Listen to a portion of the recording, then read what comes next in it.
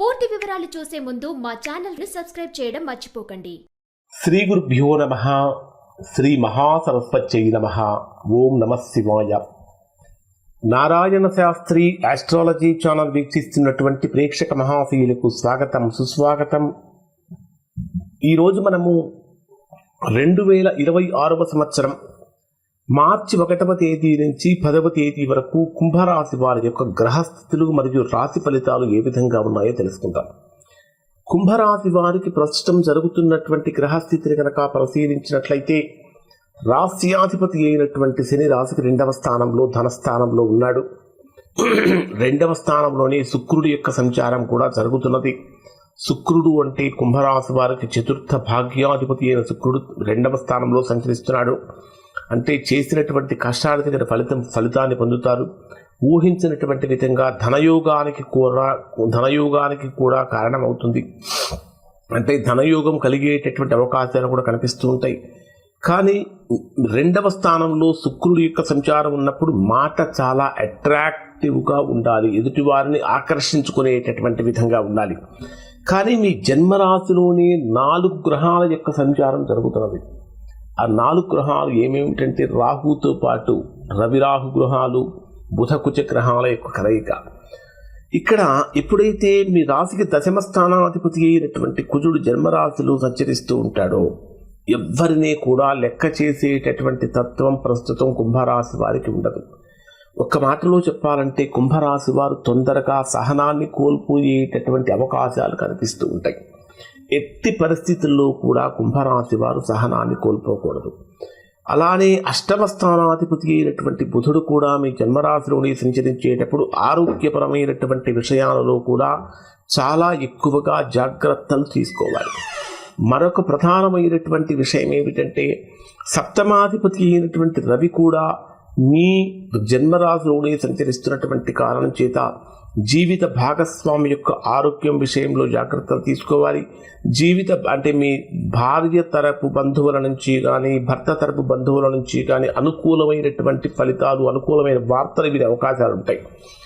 అలానే కుజుడు జన్మరాశిలోనే సంచరిస్తున్నటువంటి కారణం చేత ఉద్యోగపరంగా మొండి పట్టుదల అనేటటువంటిది పనికిరాదు. కొంచెం పట్టు విడుపులు అనేటటువంటివి ఉండాలి. 5వ స్థానంలో సంచరించేటటువంటి గురుడు కూడా కుంభరాశి వారికి బ్రహ్మాండమైనటువంటి అనుకూలతను, యోగాన్ని కలిగిస్తాడు. కానీ మీ జన్మరాశిలో సంచరించేటటువంటి 4 గ్రహాల యొక్క కలయిక, రాహువేమో ఆకస్మికమైన మార్పులు తీసుకొస్తాడు, కుజుడు ఆవేశాన్ని కలిగిస్తాడు, రవి అధికార పోరాటాన్ని కలిగిస్తాడు, బుధుడు వ్యూహాత్మకమైనటువంటి ఆలోచనలు ఇస్తాడు. అంటే మాట, నిర్ణయము ఇవన్నీ కూడా జీవితాన్ని మలుపు తిప్పేటటువంటి స్థాయిలో ప్రభావితం చేసే అవకాశాలు ఉంటాయి. ఇది కాకుండా మీ రాశికి 7వ స్థానంలో మార్చి 3వ తేదీన చంద్రగ్రహణం కూడా జరుగుతున్నది. చంద్రగ్రహణం కూడా వ్యక్తి జీవితంపై బాగా ఎక్కువగా గాఢమైనటువంటి ప్రభావం చూపే అవకాశం ఉంటుంది. అంటే మనస్సులో ఇప్పటిదాకా దేని గురించి అయితే కొంచెం సంశయంగా ఉన్నారో, అనుమానిస్తున్నారో, తటపటాయిస్తున్నారో, భయపడుతున్నారో, బాధపడుతున్నారో అటువంటి విషయాలు బయటకు వచ్చే అవకాశాలు ఉంటాయి. పాత సంబంధాలన్నీ ముగిసిపోయి కొత్త దశ ప్రారంభమయ్యే అవకాశాలు ఏర్పడుతూ ఉన్నాయి. ఉద్యోగపరమైన మార్పులు కానీ, ఆర్థికపరమైన నిర్ణయాలు కానీ, కుటుంబ సమస్యలపై చక్కగా స్పష్టత ఏర్పడుతూ ఉంటుంది. గ్రహణ సమయంలో జపము, ధ్యానము చేయడం అనేటటువంటి చాలా మంచిది. ఇక చంద్రగోచారాన్ని కనుక మనం పరిశీలించినట్లయితే కుంభరాశి వారికి ఈ 10 రోజుల కాలం అత్యంత కీలకమైనటువంటి కాలంగా ఉండబోతూ ఉంది. ఎందుకంటే రాహువు, రవి, కుజ, బుధ గ్రహాలు జన్మరాశిలో సంచారం చేయటం వల్ల మీ వ్యక్తిత్వం కానీ, మీ నిర్ణయాలు కానీ, మీ ఆరోగ్యం కానీ ఇవన్నీ కూడా ఎక్కువగా ప్రభావితం చేసే అవకాశాలు ఉంటాయి. డే వైజ్గా కనుక పరిశీలిస్తే 1వ తేదీ ఉదయం నుంచి 2వ తేదీ ఉదయం 7:52 వరకు ఉండేటటువంటి సమయంలో 6వ స్థానంలో సంచరించేటటువంటి చంద్రుడి యొక్క ప్రభావం కారణం చేత పని ఒత్తిడి యొక్క తీవ్రత బాగా పెరుగుతుంది. ఆరోగ్యంపై జాగ్రత్తలు పాటించాలి. శారీరకమైనటువంటి విశ్రాంతి ఖచ్చితంగా అవసరమవుతుంది. ఎక్కడా కూడా చిన్న సమస్యను కూడా నిర్లక్ష్యం చేయకండి. ఒకవేళ నిర్లక్ష్యం కనుక చేసినట్లయితే చిన్న సమస్య పెద్దవిగా మారే అవకాశాలు ఉంటాయి. అంతర్గత శత్రువులు పొంచి ఉంటారు కాబట్టి జాగ్రత్తగా ఉండండి. ఇక 2వ తేదీ ఉదయం 7:52 నుంచి 4వ తేదీ మధ్యాహ్నం 1:48 వరకు ఉండేటటువంటి సమయంలో సప్తమ స్థానంలో సంచరించేటటువంటి చంద్రుడి యొక్క ప్రభావం కారణం చేత దాంపత్యపరమైన విషయాలలో కానీ, భాగస్వామ్యంలో కానీ భావోద్వేగపరమైనటువంటి ఎమోషనల్ ఫీలింగ్స్ ఎక్కువగా కలిగే అవకాశాలు ఉంటాయి. అన్నింటికంటే ప్రధానమైనటువంటి పాయింట్ ఏంటంటే ఎక్కడా కూడా అహంకారాన్ని, ఈగో ఫీలింగ్స్ అనేటటువంటివి బాగా తగ్గించాలి. గ్రహణ ప్రభావం వల్ల కూడా ఎందుకంటే మీ రాశికి సప్తమ స్థానంలో జరుగుతున్నటువంటి కారణం చేత గ్రహణ ప్రభావం వల్ల కూడా సంబంధాలలో స్పష్టత వస్తుంది. ఎవరు నిజంగా మీ వారు, ఎవరు కాదు అనేటటువంటి విషయాలు కూడా తెలిసే అవకాశాలు ఉంటాయి.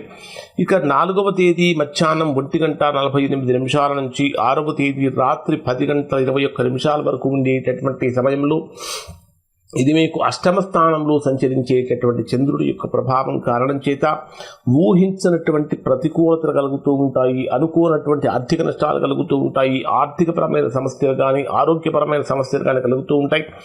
అలానే కాబట్టి ఆ వెహికల్ డ్రైవ్ చేసేటప్పుడు కూడా చాలా చాలా జాగ్రత్తలుగా ఉండాలి. అనవసరమైనటువంటి రుణాలు చేయకుండా ఉండటం, లేదా ఎక్కువసేపు ఫోన్లో అంటే సెల్ ఫోన్లో మీ టైం ఎక్కువగా స్పెండ్ చేసేటప్పుడు అనవసరమైనటువంటి వాటి మీద క్లిక్ చేయటం, అనవసరమైనటువంటి వాటి జోలికి వెళ్ళటం వల్ల ఊహించినటువంటి విధంగా ధన నష్టం కూడా జరిగే అవకాశం ఉంటుంది.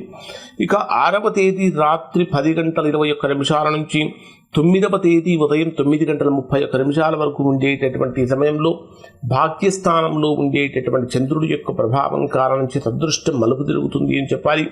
విదేశీ యోగం కోసం ప్రయత్నించేటటువంటి వారికి అనుకూలత పెరుగుతుంది. ఉన్నత విద్య కోసం ప్రయత్నించే వారికి కూడా అనుకూలతలు పెరుగుతూ ఉంటాయి. అన్నింటికంటే ముఖ్యంగా దైవ కృప బాగా పెరుగుతుంది. భగవంతుడి యొక్క ఆశీస్సులు కూడా కుంభరాశి వారిపై ఉంటాయి. కొత్త అవకాశాలు అనేటటువంటివి ఎక్కువగా వచ్చే అవకాశాలు కూడా ఉన్నాయి.